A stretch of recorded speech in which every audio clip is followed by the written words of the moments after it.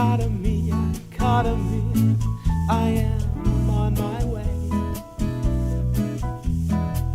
Don't wanna leave you hungry for another day.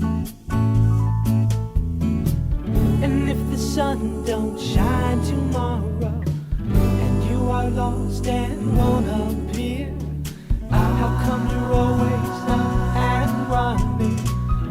Don't you know it's lonely here? Oh. All right, welcome to Piedmont Artist Profiles. I'm your host, Mick. This is episode number 7 with Aquill Nicholson, a young man who is a poet, and much more than that. He's a very introspective young man, and was very happy to meet him and impressed by his work. So he's got some things coming out in the future, which we talked about. And so anyway, as you can hear, still don't have a actual theme song, so I'm using this song called It's Lonely Here from Free Play. Is it actually free play? I don't know. I mean, you can't verify things. They just put stuff up online. It says it is, so I downloaded it, and I'm using it. And if I get in trouble, well, then someone's listening, and we're making progress, right? So anyway, we recorded this episode again at a Wire Coffee Express in Kannapolis, a great little spot there right off of, I think it's right off 3, or just off Cannon Boulevard. I get confused in Kannapolis. I get really, really lost there. I don't know why. It's not even that big of a place. So anyway, check Wire Coffee Express out. They got a cool band coming in Sunday. I don't know if I'm going to have this uploaded in time. I hope so. They're called the 77s. They're out of California. Cool, like, rock fusion band. They've been around a long time and have pushed off the big time in lieu of performing how they want to, and I respect the crap out of that. So anyway, Aquill Nicholson.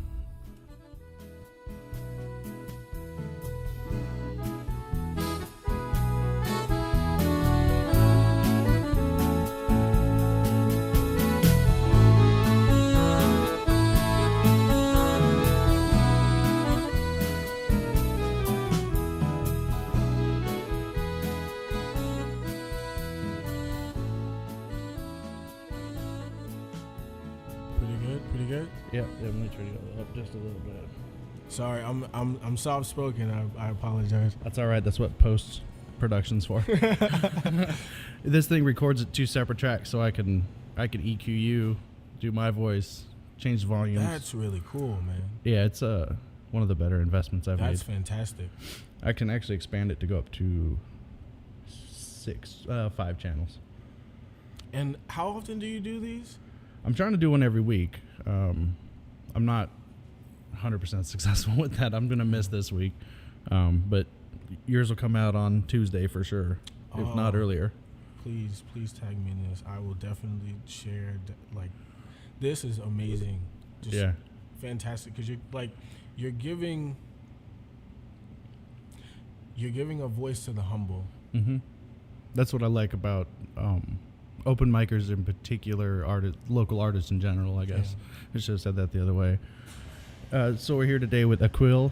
Did I say that right? Aquill. Yeah. Aquill Nicholson, local poet and spoken word artist. I saw him at an open mic a little while back and really dug his X-Men poem. There was some cool references in there. So Aquill, where are you from? You local? Well, originally, I was born in New York, Queens, to be specific, but came down here when I was about 8, and I've been here ever since. I'm still not used to it though. I'm still more of, I guess, the fast pace. Right. But Charlotte's growing. Mm-hmm. It's growing on me. It's got a burgeoning scene too, I think, and that's probably a lot of the influx. Nothing against Southerners, but I think that the influx of people from out of town. I'm from Oregon originally. Wow. So, but I've been living in the South almost half my life now, between New Orleans and here. So, so did you move down with family? Did you already have family down here? Yeah. I moved down here with my mom, and my dad later came down. So both of them, and then we had a little bit of family here, and then, just things sort of progress from there. Right on. I see you wearing the 49er shirt. You go to UNC Charlotte? I don't, but I do have a number of friends that go there, and visited the campus a couple of times, and there's an interesting statue there, which was what made me actually get this shirt, and it's actually a picture that I put on my vision board. I actually did yesterday, and it's like a guy who's like creating himself, but it's like, you know how like in I guess it's the blacksmith days where they would have the chisel and like really do that, and so they have a statue of someone basically doing that like to themselves. And so I looked at that as like you can create what you want. You just, you kind of have to focus and kind of go for it. That's pretty cool. I haven't seen that. Of course, I've only been on campus like twice. One time that I can actually remember. So I was watching one of your videos. What? Yeah, I spy on you. What? There's a certain level of creepiness in this researching people. I can't go in completely blind. I just tell myself I'm only going to look, like I'm just going to see what's on social media. Right. So you had a little thing you said that the gifts we are given are not for ourselves. And I thought that's a really, really cool line. And let's see if you could expand on that a little bit. I didn't think anyone really caught that, to be honest with you. But yeah, like the gifts we were given, like I don't think that they were for us. I feel like everyone, like in this world came in with something. And it's up to you to figure it out, tap into it. And that actually came up in one of my pieces that I was going to share. But what you have isn't for you. It's to inspire someone else. It's to give someone that sign that they need, And so if you sing, if you rap, like whatever your thing is, it's for you for a reason. Like someone's going to understand it from your point of view. Like someone's going to understand it the way you say it, the way you do it. And I feel like we're here to help each other. Like we're here to inspire each other. But it's hard when you kind of have to go through I think I'm better than you, or, just like that whole competition thing, when it's like, if you actually try to look at the other person past the representative that they bring to the table, it's a whole different ball game. Right. It's a whole different ball game. And then you say, oh, wait, that's cool. I didn't know. And then you start putting the pieces together of who you are, and then come to find out you guys can expand on this whole conversation that you only thought that you would think about, or that you would talk about. And so just a lot of that comes from just you being you, you using your internal gifts, because they they not only open you up to who you are, but they'll inspire or someone to look at what you do, or even watch one of my videos and they'll have have a question. So I mean, it was just kind of, putting it out there and just saying, what I have is enough for me. So let me see if someone else can, build off of it and kind of get, because what really made me start doing the videos was to get other people to start paying more attention to themselves rather than everyone else that's around them. So, yeah. Right. I like what you said there about it kind of harkens to the collective experience that we're all having in this existence as far as we know. So the ego that we put out and all these social pressures that make us buy fancy cars and things are nonsense. And when you can strip that away, which is hard for some people to ever strip it away, if they ever do, that's when you really get to meet individuals. And I've met people all over the world, literally, and we all have the same insecurities. Even the richest people I've met and the most popular people and famous people, when you talk to them, I'll name drop. I met Mark Wahlberg and spent some time with him in California at a race. Not a lot of time, couple hours. He was just hanging out with our driver. And that dude was more concerned with the bounce house he rented for his kid's birthday than anything else. So it's just like this guy that's on this level of fame. It's the same stuff. He's a dad. You know what I mean? And it added to the perspective that I was already collecting at the time, that we're all on the same rock, on the same existence, and these different levels, they're just perception. It really doesn't matter. So I don't know. I guess we'll find out in the end. I don't think it matters. I think at the end of it, it's all for naught. I also saw a picture of you in a butterfly outfit. Yes. Which was cool. That for me was, a way bigger statement. And I'm actually really, really, really glad that you brought that up. Because that for me was completely out of my comfort zone, which it took me forever to leave. And it was more of a statement. I was going through a lot at the time, just with all different parts of, my life, and really kind of going into who I am and how I sort of watch the world operate, if that, kind of makes sense. And so the butterfly represents rebirth, which is actually the next theme that's going on with the next open mic. And that was, and because it was actually a really dark time in Charlotte. There was a lot of stuff going on with the riots and just a lot of stuff. It was actually maybe a day or two after that was actually when I did it. But UNCC had a festival that was going on, and so just internally, just with my intuition, that was something I felt that I was supposed to do. So that for me was more of, okay, step out of your comfort zone, but also get people to think, and get people to think on a completely different level than that they've ever thought before. And when people see that, they go from, oh, hey, that kid's weird, but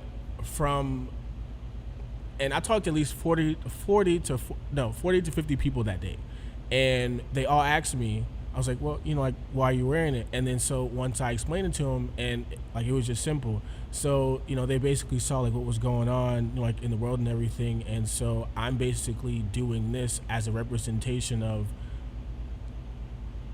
we go through dark times, but they don't last forever. And caterpillars go through this christening phase. And, they're in this really, just dark kind of, there's no way out, kind of tunnel phase, and then all of a sudden a butterfly appears. Yeah. And so it was also an internal thing for me, because I was trying to figure out, okay, when is this going to happen? When am I going to reach this point?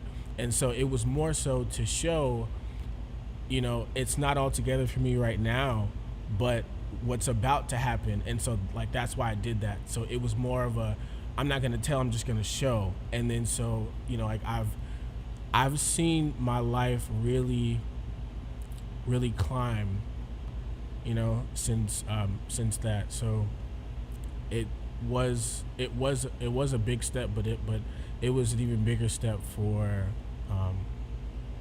me mentally. Right. Yeah, it's good to be uncomfortable. Well, I think we do so much in life to be more comfortable.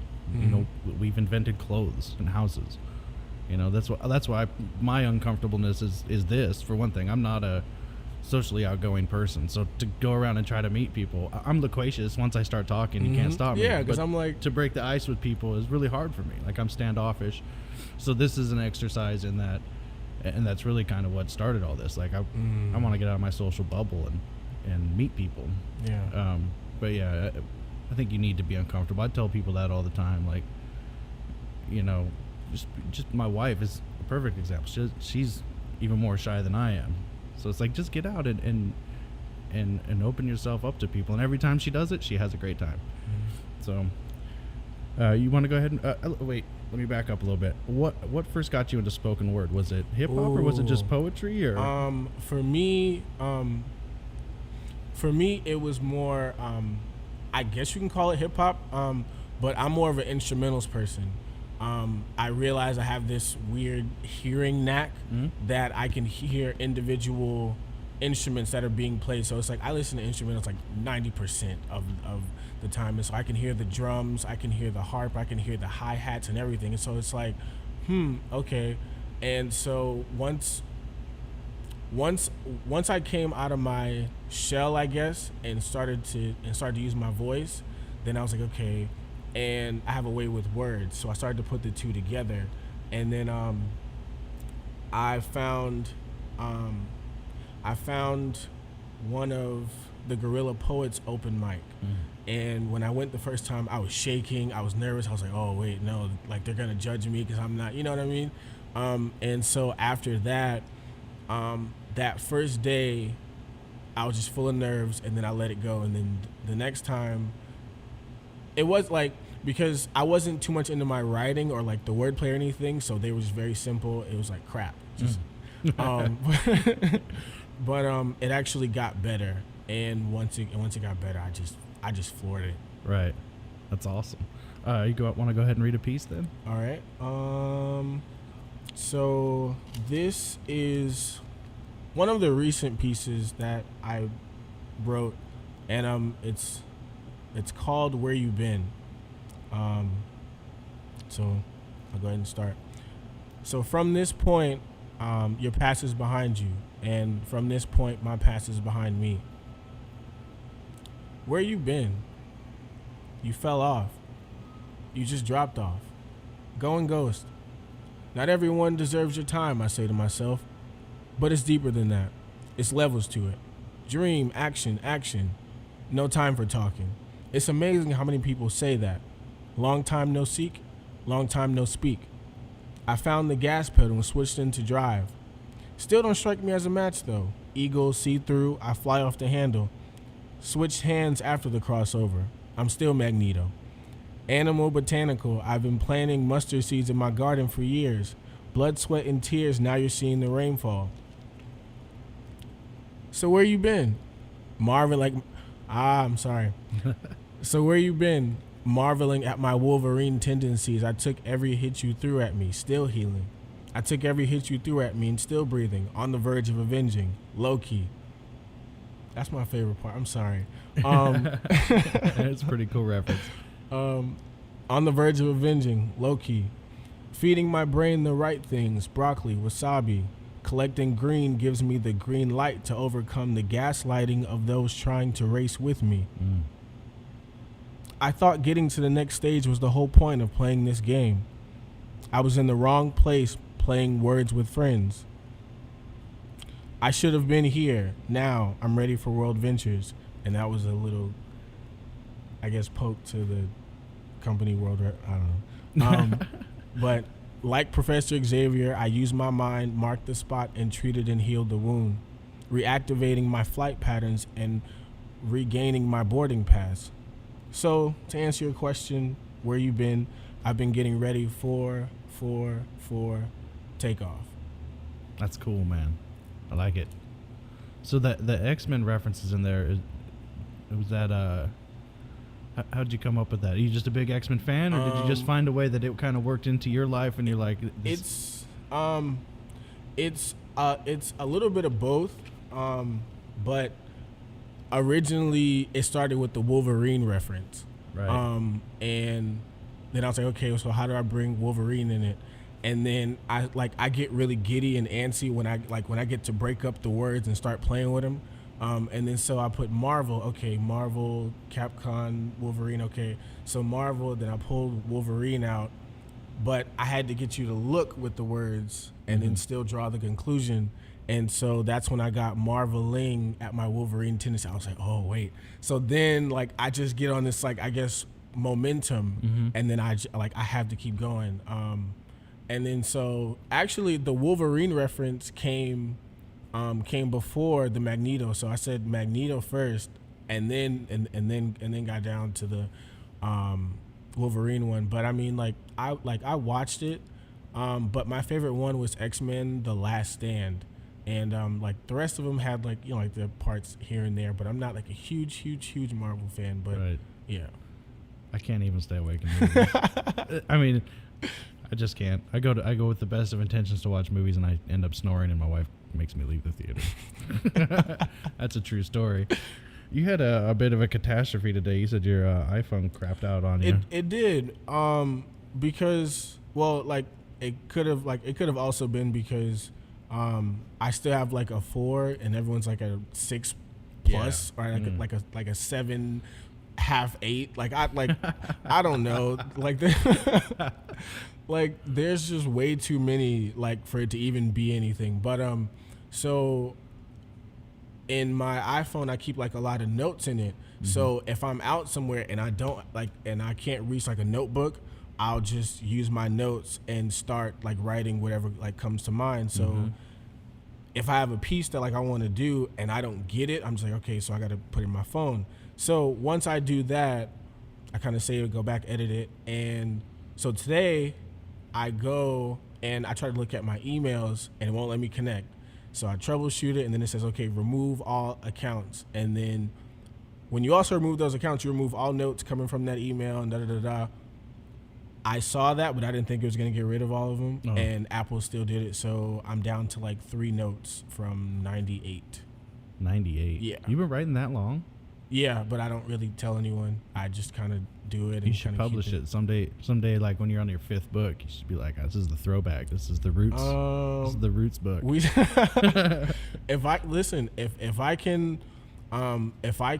tap into my imagination that far back and start pulling them, I'll do it and just put everything into a book. I've got this little wooden box that has lyrics that I wrote when I was a kid, like Heartbreak from 8th grade. And I sometimes open it and I'm like, I was so dumb back then.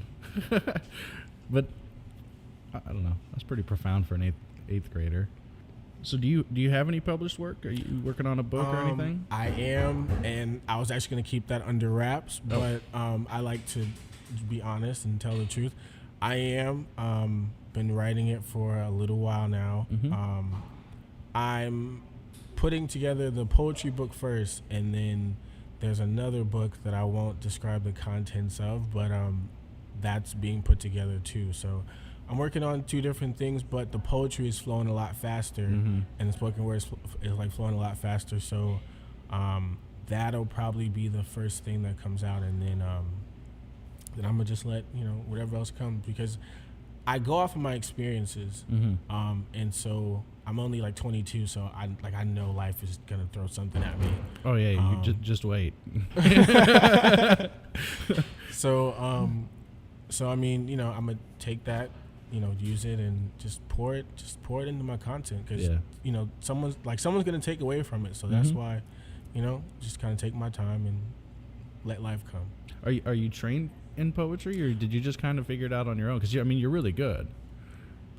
To be honest with you, it kind of just came, because I was like, because it really started with me just trying to like play with the words, and I was like, why is this, like, why do I love this? Mm-hmm. Like, why am I having fun doing this? And I can honestly answer that now is, well, I have a weird way of explaining things, but the things that you love here, like in this world, are your angels. I'm sorry that happens sometimes. Like I'll get something, and but the things that you love here are your angels, and they kind of carry you through when you need to find something, or you kind of need a redirecting. And I feel like when you do what you love, life has a way of, of kind of tapping you on the shoulder, like, keep For going, sure. But I just kept working at it, and once I saw myself having fun with it, that's when everything started to open up, and I just started to come to more open mics. And the thing that actually made me cry, and I didn't think I was going to say this, but the thing that made me cry, I think it was probably the 3rd time I came to an open mic, was that someone hugged me, and they said that I really, really, really appreciate you saying that. And it wasn't like I came from like a deep place, but it was that the way I explained it, and I'm not like a super outgoing hee hee ha ha person, but the little 15% extrovert me has just a way of wording things, has a way of doing things, and just for her to express that much emotion to what I had put together made me insanely happy. Oh, I'm sure. It's a good feeling, because you're sharing a piece of you that has then touched a piece of another person. Mm-hmm. So it's deep stuff, man. You want to read another piece? Yeah. There was another one that... Oh, I like this one. Okay. Okay. This one is... I'll call it Love. I actually didn't title this one, but we'll call it Love. Pray for love, find your love. Just because I can't play the guitar doesn't mean I'm not a hero. People will mean mug me because I care more about you remembering my words than my name. I can put together similes, hyperboles just as easy as a melody. True expression is amazing because it's now or never. I can sing a melody or put together that simile again and again as my teachers mean mug me. So I need you to promise me something because this is all playing out too well. I was dodging those off-ramps, trying to rampage in my purpose. It was all on purpose to pursue that which I am passionate about. Thank you, I say to myself, knowing that I'm never truly by myself. You and I are always one before I take off. Now don't take offense. I'm not boasting, just playing defense for my dreams. God gave it to me, so I had to take the shot. From outside, like 95 to 98. No degrees yet, but I'm still hot. I've never been one to play fair in heights. I belong in the sky. The goal is to get the W, the win, with the wind beneath my wings. I prepared to win, so I will continue to window as long as I press down on the right side. It will be automatically autocorrected during autumn acts of falling and leaving. Wow. Allowing me to bounce back into spring. This is RG3 with an RPG shooting for the stars. This is a YG trying to show YGs how to tap into their gifts instead of saying, why me? That's deep, man. That's deeper than it seems on the surface. I like that a lot. I wasn't expecting that reaction from you. I like it, man. Why? Well, I mean, honestly, I'm really surprised about a lot of people's reactions, but with that, I wasn't expecting you to react like that, but... Yeah. I know I come off as a bubba.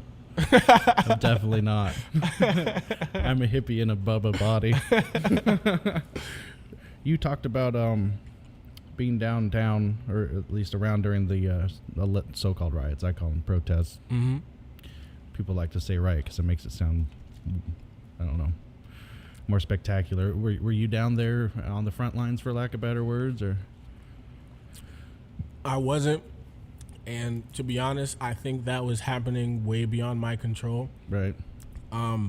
At the time, I felt like I was acting more out of groupthink and group sensitivity. Mm-hmm. And I'm a very sensitive person, and it's taken me a while to acknowledge and accept that. So I pick up on people's vibes very, very easily.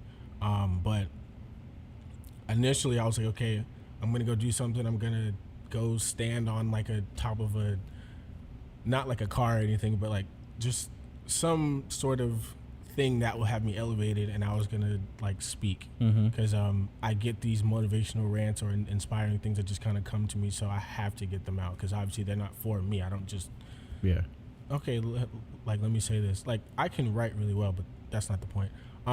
But like something in me was like, maybe like you need to just go and do. But at the same time, it was like, are you acting just because everyone else is in a hole? Right. You know? But for me, it was just, kind of keep where you are and, let the opportunity come. So that's how I kind of had to look at it. And then, like I said, with that whole, like the day when I had put on the butterfly thing, I think that's where that kind of came from, because I'm more so of the, not read between the lines, but really pay attention to what I'm doing. You know what I mean? And so I think that that's where that moment came from, rather than me being down there during it. It's like, okay, that whole intense vibe was still going on that day when I did it. And so after that, that's when, that's when I really started to see things change, because I met so many different people and so many people connected with it. But, it was just so interesting, the people that I met the following day, just so, like, the universe has a funny way of bringing people to you. Right. When you do something, when you act a certain way, when you carry yourself a certain way. So I kind of let that come to me, and, just stay aware of what I'm doing, how I'm acting, and just try to be the best me possible. Yeah. I sometimes don't. I mean, that was such a tense time. I couldn't turn it off. I was real close to going down, and I don't know why I didn't. I sometimes feel like I should have, but it's an interesting time we live in right now. It's sad because I really feel like over the past, and I'm not attributing this to a person, but over the past 8 years, this country has come together in a lot of ways. But I think that what's happened is the chasm between the races has grown between those that are racist. There's no other way around it. So the racists have gotten more racist, and then the other people are just like, what are you guys doing?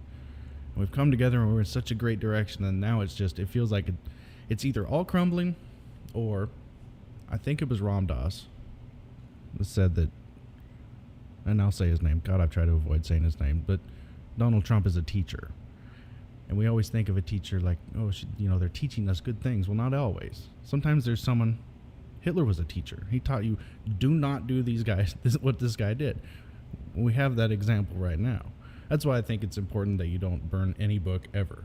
That's why I believe strongly Mein Kampf should be in a college library, because you should be able to read it and read the text of hate and go, oh my God, people think that way. Because when you bottle it all up and you don't expose it, especially if you don't talk about it, I think that's what part of this is. Kind of the political correctness got to a point where people weren't able to let off that steam, and then it just snapped.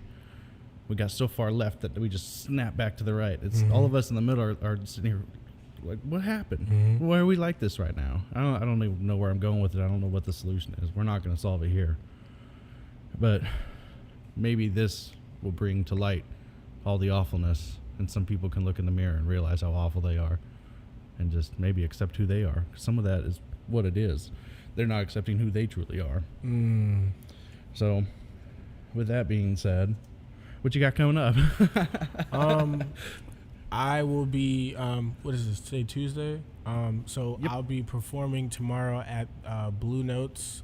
It's from 7 to 10. Be doing a little piece that I had written, and it touches a little bit on acceptance. And that's actually a big thing. I've been on an acceptance kick for a while, because that's so powerful. That plays such a factor on so many levels of not only who you are, but to what's going on in the world. Like, if people just accept, and I'm sorry if I catch a rant. No, it's all good. But I just had one. But acceptance is so key, because of course it starts with accepting yourself, because if you don't do that with yourself, then you can't do it for anyone else. But when you do that with yourself, then you're able to come to terms with accepting people for who they are, and and their flaws, and so for me it's more of a self-development, improvement kind of thing. How people twist it like that, but it's really more powerful than that. Like, if someone if someone is kind of dealing with something, like whether it's alcohol or drugs or anything like that, the first step is accepting, okay, there's an issue here. So if you're not even there, you're just kind of unhappy with yourself. Okay, accept it. All right, well, I'm like this. I had a hard time accepting that I was a sensitive person. Once I accepted it, I was like, wait a minute, this shit is cool. Yeah. I can go somewhere and just kind of pick up a vibe. Well, he's not the right person for me to talk. And then I can completely go somewhere else and then run into someone who's like, hey, dude, I like that. And we start a whole conversation. It's little stuff like that. But the most powerful thing that I've recognized is when you accept your flaws. For sure. When you accept your flaws, this is how I word it. You're nearly invincible when you accept your flaws, because someone could be like, hey, you're too skinny, or hey, you're soft-spoken, da-da-da-da. For me, that was because I was shy, but I wanted to, I was wishing that, this loud voice would just come, but once I accepted, okay, you're soft spoken, it makes people listen. It makes them really pay attention to what I'm saying, and then so I'm like, oh, okay, yeah, so it kind of puts me back in the driver's seat of me. So I mean, like once you take those steps and do that, then it's like you open the door to who you are. It's acceptance is your key to you. Wow, that's well said. That's really well said. That's so true. And that once you can accept yourself, then you can accept others. Because then you go, oh, that's just that guy doing that thing he does. And even if you don't like it, well, it's just what he does. And as long as he doesn't bother me with it, who cares? If we could get everybody to do that, if we could shed our egos and just let people be. I mean, I'm from a part of the world where it's kind of like that. I mean, I'm from a very liberal part of the world where I'm from, I would be conservative for who I'm around. But then I moved down here and I'm like a flaming liberal compared to here. You know what I mean? I'm a centrist. I'm trying to be right in the middle. But I'm from a spot where, we have neighbors that were, we have Mennonite neighbors.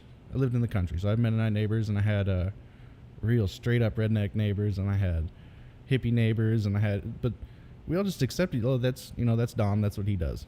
And nobody ever messed with each other. And then you start to get to these more concentrated areas, which the East Coast is.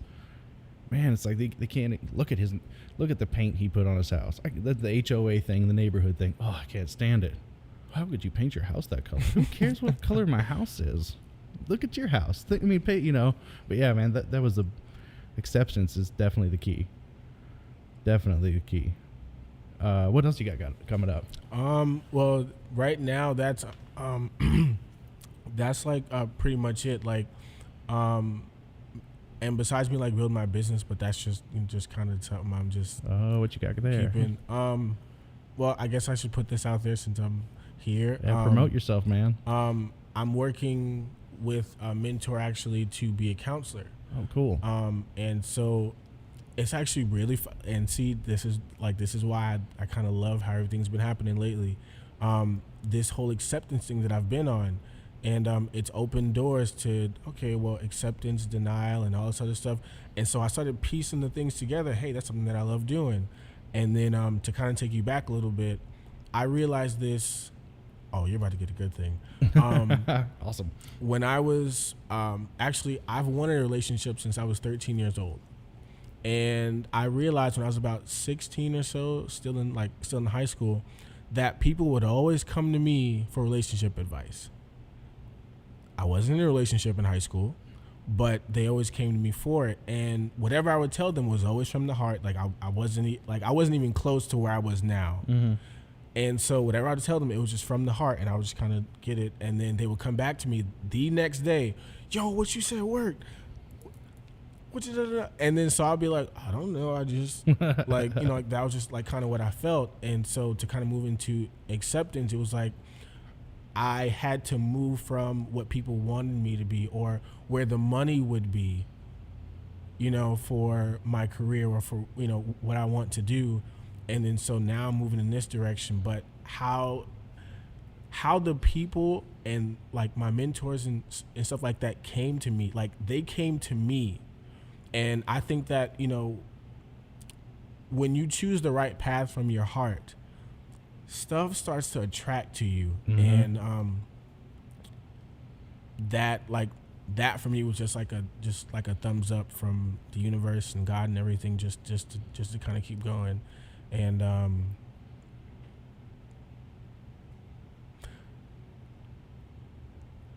I'll save it right there. That's it. Right there, yeah. That's it. Yeah. All right. So what else? There's some. I'll plug them at the end because I don't have dates in my head. All right. Well, got anything else to say? I mean, I could talk for hours. I can talk for hours.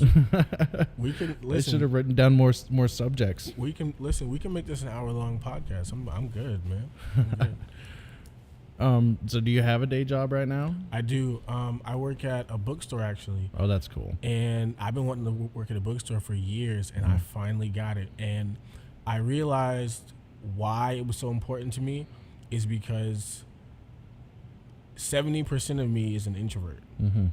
Well, no, because I got the percentages wrong earlier. But We won't go back.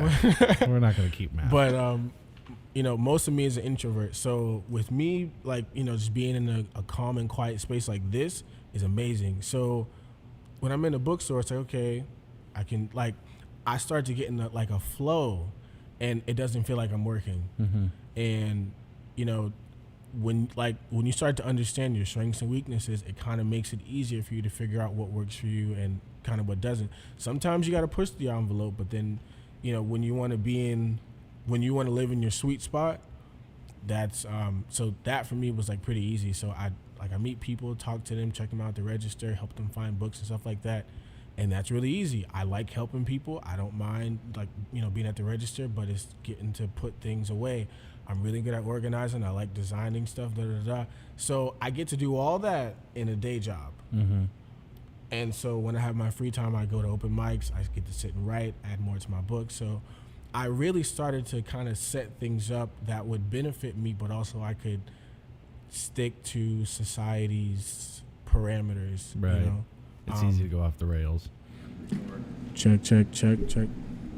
All right, now we're back on. Had the power die. That's interesting. Didn't know that happened. I've had it plugged in. Wasn't turned on. So, yeah, enough about me. This is your interview. So you talked about getting into counseling. Kids, troubled youth, or that for me is still in the putting together process. But I definitely want to start with the youth and teens, just because, and this was one of the most amazing quotes that ever stuck with me, is be the person you needed when you were younger. And I needed someone that wasn't like everyone else, that was just a little bit different, and that could speak to me in a way that it wasn't like a parent, that it wasn't like a grandparent, or like a just some sort of authority figure, but that could talk to me to get me to understand. And so I'm kind of now using everything that I have. So my intuitive, my sensitivity, my wordplay, or how just kind of how I think about the world, and kind of use that to pour into them, because I feel like there isn't a voice for that. And because at one point I wanted to be a motivational speaker, but that wasn't the thing for me. And it sucked because I was wrong. Like, I did this whole thing, like I started setting up things and putting everything under motivational speaker, and then it turns out that I was wrong, and I hate being wrong. But it was also, having everybody look at, well, he was wrong, so now we can't take him seriously, But the things that I've said, and like I keep all the things that people have ever sent to me, good or bad, and it's been more good than bad.